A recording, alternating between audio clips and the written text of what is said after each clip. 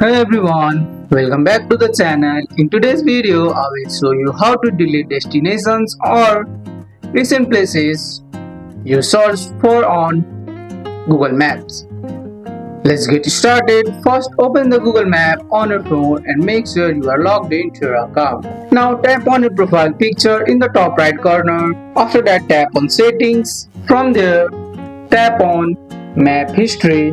This will take you to a list of all the places you have searched or visited recently.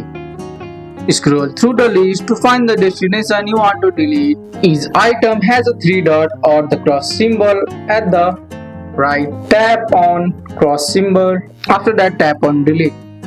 That destination is now removed from your search history. And that's it. You have just deleted a destination from Google Maps on your phone. That's all for today's video, guys. I hope you guys like this video. If you found this video helpful, drop a like, subscribe for more videos. Thanks for watching. See you in the next one.